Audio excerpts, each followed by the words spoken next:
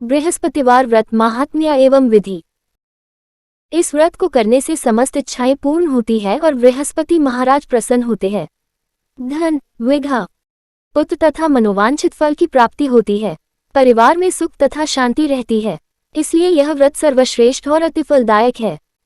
इस व्रत में केले का पूजन ही करें तथा और पूजन के समय मन, कर्म और वचन से शुद्ध होकर मनोकामना पूर्ति के लिए बृहस्पति देव से प्रार्थना करनी चाहिए। दिन में एक समय ही भोजन करें। भोजन चने की दाल आदि का करें। नमक न खाएं। पीले वस्त्र पहनें। पीले फलों का प्रयोग करें। पीले चंदन से पूजन करें। पूजन के बाद भगवान बृहस्पति की कथा सुननी चाहिए। बृहस्पतिवार व्रत कथा प्रारंभ। प्राचीन समय की बात है, एक बड़ा प्रतापी तथा दानी राजा था। वह प्रत्येक गुरुवार को व्रत रखता एवं पूजा करता था। यह उसकी रानी को अच्छा न लगता। न वह व्रत करती और न ही किसी को एक पैसा दान में देती। राजा को भी ऐसा करने से मना किया करती। एक समय की बात है कि राजा शिकार खेलने वन को चले गए। घर पर रानी और दासी थी। उस समय गुरु बृहस्पति साधु का रूप धारण कर राजा के दरवाजे पर भिक्षा मांगने आए। साधु ने रानी से भिक्षा मांगी तो वह कहने लगी, हे साधु महाराज, मैं इस दान और पुण्य से तंग आ गई हूँ। आप कोई ऐसा उपाय बताएं जिससे यह सारा धन नष्ट हो जाए और मैं आराम से रह सकूं। साधु रूपी बृहस्पति देव ने कहा, हे देवी, तुम बड़ी विचित्र हो। संतान और धन से भी कोई दुखी होता है। अगर तुम्हारे पास धन अधिक है तो इसे शुभ कार्यों में लगाओ, जिससे तुम्हारे दोनों लोग सुधरें। परंतु साधु की इन बातों से रानी खुश नहीं हुई। उसने कहा, मुझे ऐसे धन की आवश्यकता नहीं जिसे मैं दान दूं तथा जिसको संभालने में ही मेरा सारा समय नष्ट हो जाए। साधु ने कहा, यदि तुम्हारी ऐसी इच्छा है तो जैसा मैं तुम्हें बताता हूं तुम वैसा ही करना। बृहस्पतिवार के दिन तुम घर को गोबर से लीपना, अपने केशों को पीली मिट्टी से धोना, केशों को धोते समय स्नान करना। राजा से हजामत बनाने को कहना, भोजन में मांस मदिरा खाना, कपड़ा धोबी के यहाँ धुलने डालना। इस प्रकार 7 बृहस्पतिवार करने से तुम्हारा समस्त धन नष्ट हो जाएगा। इतना कहकर साधु बने बृहस्पति देव अंतर्धान हो गए। साधु के कहे अनुसार करते हुए रानी को केवल 3 बृहस्पतिवार ही बीते थे कि उसकी समस्त धन संपत्ति नष्ट हो गई। भोजन के लिए परिवार तरसने लगा। एक दिन राजा रानी से बोला, हे रानी, तुम यहीं रहो, मैं दूसरे देश को जाता हूँ, क्योंकि यहाँ पर मुझे सभी जानते हैं, इसलिए मैं कोई छोटा कार्य नहीं कर सकता। ऐसा कहकर राजा परदेश चला गया। वहां वह जंगल से लकड़ी काटकर लाता और शहर में बेचता। इस तरह वह अपना जीवन व्यतीत करने लगा। इधर राजा के बिना रानी और दासी दुखी रहने लगी। एक समय जब रानी और दासियों को 7 दिन बिना भोजन के रहना पड़ा तो रानी ने अपनी दासी से कहा, हे दासी, पास ही के नगर में मेरी बहन रहती है, वो बड़ी धनवान है, तो उसके पास जाओ और कुछ ले आ ताकि थोड़ा बहुत गुजर बसर हो जाए। दासी रानी की बहन के पास गई। उस दिन बृहस्पतिवार था। रानी का बहन उस समय बृहस्पतिवार की कथा सुन रही थी। दासी ने रानी की बहन को अपनी रानी का संदेश दिया, लेकिन रानी की बहन ने कोई उत्तर नहीं दिया। जब दासी को रानी की बहन से कोई उत्तर नहीं मिला तो वह बहुत दुखी हुई। उसे क्रोध भी आया। दासी ने वापस आकर रानी को सारी बात बता दी। सुनकर रानी ने अपने भाग्य को कोसा। उधर रानी की बहन ने सोचा कि मेरी बहन की दासी आई थी, परंतु मैं उससे नहीं बोली, इससे वह बहुत दुखी हुई होगी। कथा सुनकर और पूजन समाप्त कर वह अपनी बहन के घर गई और कहने लगी, हे बहन, मैं बृहस्पतिवार का व्रत कर रही थी। तुम्हारी दासी गई, परंतु जब तक कथा होती है तब तक न उठते हैं और न बोलते हैं, इसीलिए मैं नहीं बोली। कहो, दासी क्यों गई थी? रानी बोली, बहन, हमारे घर अनाज नहीं था। ऐसा कहते कहते रानी की आंखें भर आई। उसने दासियों समेत भूखा रहने की बात भी अपनी बहन को बता दी। रानी की बहन बोली, बहन देखो, बृहस्पति देव भगवान सबकी मनोकामना पूर्ण करते हैं। देखो, शायद तुम्हारे घर में अनाज रखा हो। यह सुनकर दासी घर के अंदर गई तो वहां उसे एक घड़ा अनाज का भरा मिल गया। उसे बड़ी हैरानी हुई क्योंकि उसे एक एक बर्तन देख लिया था। उसने बाहर आकर रानी को बताया। दासी रानी से कहने लगी, हे रानी, जब हमको भोजन नहीं मिलता तो हम व्रत ही तो करते हैं, इसलिए क्यों न इनसे व्रत और कथा की विधि पूछी जाए। हम भी व्रत किया करेंगे। दासी के कहने पर रानी ने अपनी बहन से बृहस्पतिवार व्रत के बारे में पूछा। उसकी बहन ने बताया।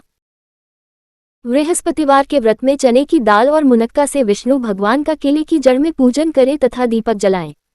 पीला भोजन करें तथा कथा सुने। इससे गुरु भगवान प्रसन्न होते हैं, मनोकामना पूर्ण करते हैं। व्रत और पूजन की विधि बताकर रानी की बहन अपने घर लौट आई। रानी और दासी दोनों ने निश्चय किया कि बृहस्पतिदेव भगवान का पूजन जरूर करेंगे। 7 रोज बाद जब बृहस्पतिवार आया तो उन्होंने व्रत रखा। गुड़साल में जाकर चना और गुड़बीन लाई तथा उसकी दाल से केले की जड़ तथा विष्णु भगवान का पूजन किया। अब पीला भोजन कहाँ से आए? दोनों बड़ी दुखी हुई, परंतु उन्होंने व्रत किया था इसलिए बृहस्पतिदेव भगवान प्रसन्न थे। एक साधारण व्यक्ति के रूप में वे 2 थालों में सुंदर पीला भोजन लेकर आए और दासी को देकर बोले, हे दासी, यह भोजन तुम्हारे लिए और तुम्हारी रानी के लिए है, इसे तुम दोनों ग्रहण करना। दासी भोजन पाकर बहुत प्रसन्न हुई। उसने रानी को सारी बात बताई। उसके बाद से वे प्रत्येक बृहस्पतिवार को गुरु भगवान का व्रत और पूजन करने लगी। बृहस्पति भगवान की कृपा से उनके पास धन हो गया, परंतु रानी फिर पहले की तरह आलस्य करने लगी। तब दासी बोली, देखो रानी, तुम पहले भी इस प्रकार आलस्य करती थी, तुम्हें धन के रखने में कष्ट होता था, इस कारण सभी धन नष्ट हो गए।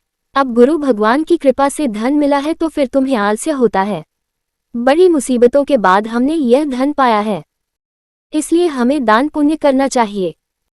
अब तुम भूखे मनुष्यों को भोजन कराओ, प्याव लगवाओ, ब्राह्मणों को दान दो, कुआं तालाब बावड़ी आदि का निर्माण कराओ, मंदिर पाठशाला बनवाकर ज्ञान दान दो, कुंवारी कन्याओं का विवाह करवाओ, अर्थात धन को शुभ कार्यों में खर्च करो, जिससे तुम्हारे कुल का यश बढ़े तथा स्वर्ग प्राप्त हो और पितर प्रसन्न हो।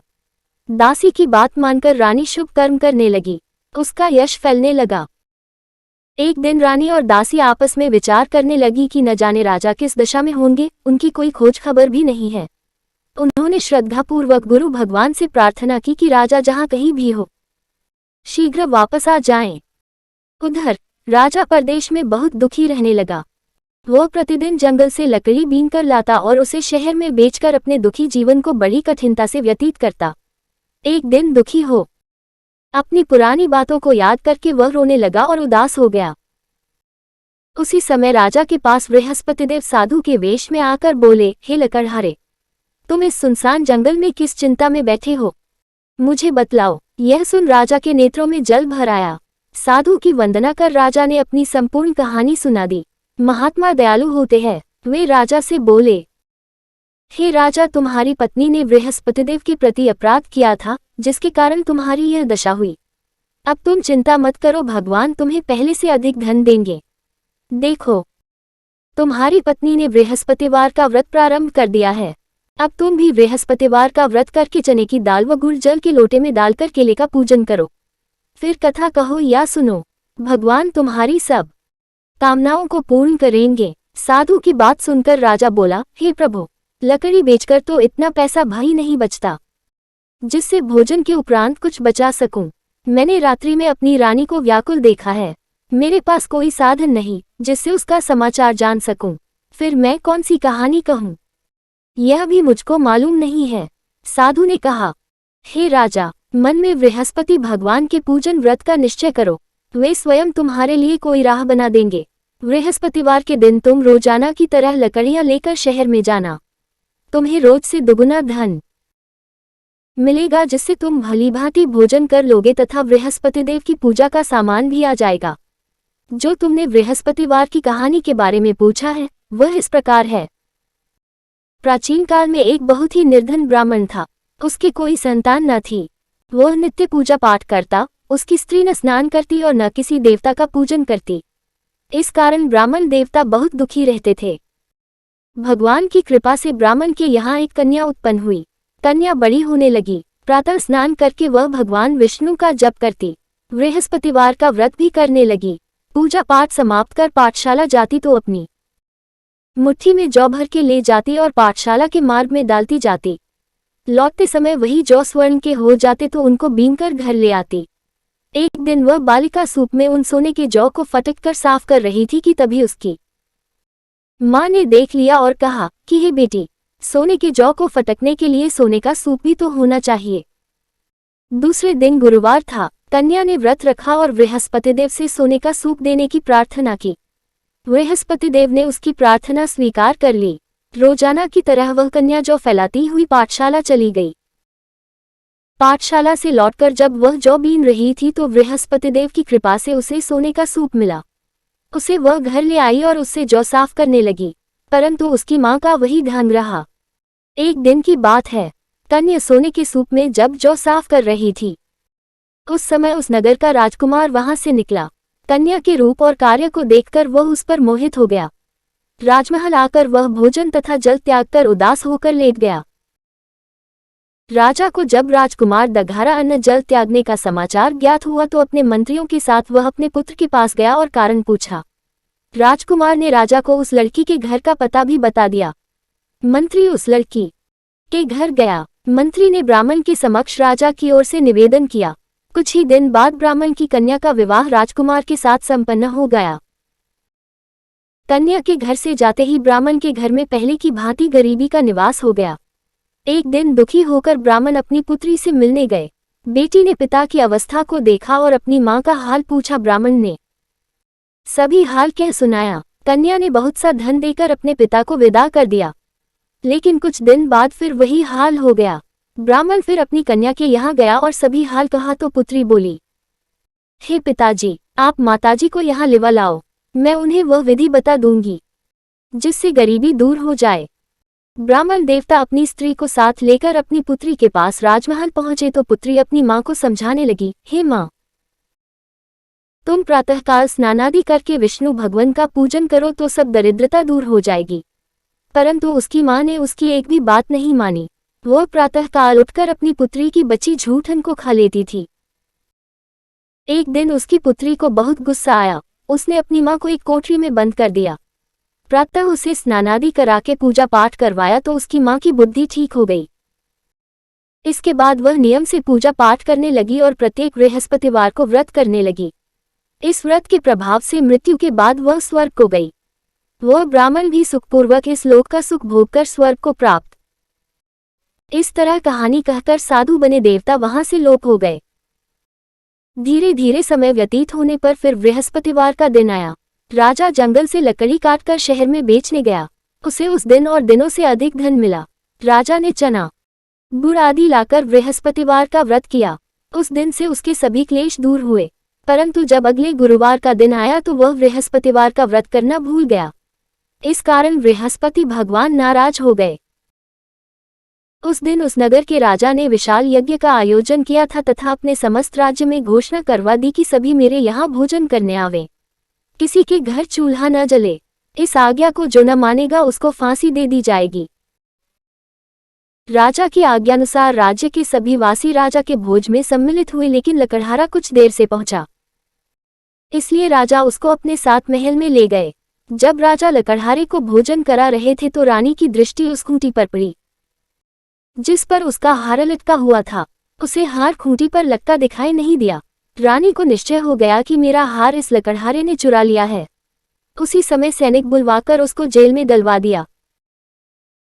लकड़हारा जेल में विचार करने लगा कि न जाने कौन से पूर्वजन्म के कर्म से मुझे यह दुख प्राप्त हुआ है, और जंगल में मिले साधु को याद करने लगा। तत्काल बृहस्पतिदेव साधु के रूप में प्रकट हो गए और कहने लगे, अरे मूर्ख, तूने बृहस्पति देवता की कथा नहीं की, उसी कारण तुझे यह दुख प्राप्त हुआ है। अब चिंता मत कर, बृहस्पतिवार के दिन जेलखाने के दरवाजे पर तुझे 4 पैसे पड़े मिलेंगे। उनसे तू बृहस्पतिवार की पूजा करना तो तेरे सभी कष्ट दूर हो जाएंगे। अगले बृहस्पतिवार उसे जेल के दगार पर 4 पैसे मिले। राजा ने पूजा का सामान मंगवाकर कथा कही और प्रसाद बांटा।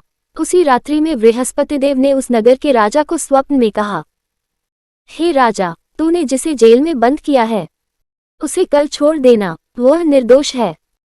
राजा प्रातःकाल उठा और खूंटी पर हार टंगा देखकर लकड़हारे को बुलाकर क्षमा मांगी तथा राजा के योग्य सुंदर वस्त्र आभूषण भेंटकर उसे विदा किया। गुरुदेव की आज्ञानुसार राजा अपने नगर को चल दिया। राजा जब नगर के निकट पहुंचा तो उसे बड़ा ही आश्चर्य हुआ। नगर में पहले से अधिक बाग, तालाब और कुएं तथा बहुत सी धर्मशालाएं, मंदिर आदि बने हुए थे। राजा ने पूछा कि यह किसका बाग और धर्मशाला है। तब नगर के सब लोग कहने लगे कि यह सब रानी और दासी दघारा बनवाए गए हैं। राजा को आश्चर्य हुआ और गुस्सा भी आया कि उसकी अनुपस्थिति में रानी के पास धन कहाँ से आया होगा। जब रानी ने यह खबर सुनी कि राजा आ रहे हैं तो उसने अपनी दासी से कहा, हे दासी, देख, राजा हमको कितनी बुरी हालत में छोड़ गए थे, वो हमारी ऐसी हालत देखकर लौट न जाएं। इसलिए तू दरवाजे पर खड़ी हो जा। रानी की आज्ञानुसार दासी दरवाजे पर खड़ी हो गई और जब राजा आए तो उन्हें अपने साथ महल में ले लाई। तब राजा ने क्रोध करके अपनी तलवार निकाली और पूछने लगा, बताओ, यह धन तुम्हें कैसे प्राप्त हुआ है। तब रानी ने सारी कथा कह सुनाई। राजा ने निश्चय किया कि मैं रोजाना दिन में 3 बार कहानी कहा करूंगा और रोज व्रत किया करूंगा। अब हर समय राजा के दुपट्टे में चने की दाल बंधी रहती तथा दिन में 3 बार कथा कहता। एक रोज राजा ने विचार किया कि चलो अपनी बहन के यहाँ हो आऊं। इस तरह का निश्चय कर राजा घोड़े पर सवार हो अपनी बहन के यहाँ चल दिया। मार्ग में उसने देखा कि कुछ आदमी एक मुर्दे को ले जा रहे हैं। उन्हें रोककर राजा कहने लगा, अरे भाइयों, मेरी बृहस्पतिवार की कथा सुन लो। वे बोले, लो, हमारा तो आदमी मर गया है, इसको अपनी कथा की पड़ी है। परंतु कुछ आदमी बोले, अच्छा कहो, हम तुम्हारी कथा भी सुनेंगे। राजा ने दाल निकाली और कथा कहनी शुरू कर दी। जब कथा आधी हुई तो मुर्दा हिलने लगा और जब कथा समाप्त हुई तो राम राम करके वह मुर्दा खड़ा हो गया। राजा आगे बढ़ा, उसे चलते चलते शाम हो गई। आगे मार्ग में उसे एक किसान खेत में हल चलाता मिला। राजा ने उससे कथा सुनने का आग्रह किया, लेकिन वह नहीं माना। राजा आगे चल पड़ा। राजा के हत्ते ही बैल पछाड़ खाकर गिर गए तथा किसान के पेट में बहुत जोर से दर्द होने लगा। उसी समय किसान की माँ रोटी लेकर आई। उसने जब देखा तो अपने पुत्र से सब हाल पूछा। बेटे ने सभी हाल बता दिया। बुढ़िया दौड़ दौड़ी उस घुड़सवार के पास पहुंची और उससे बोली, मैं तेरी कथा सुनूंगी, तू अपनी कथा मेरे खेत पर ही चलकर कहना। राजा ने लौटकर बुढ़िया के खेत पर जाकर कथा कही, जिसके सुनते ही बैल खड़े हो गए तथा किसान के पेट का दर्द भी बंद हो गया।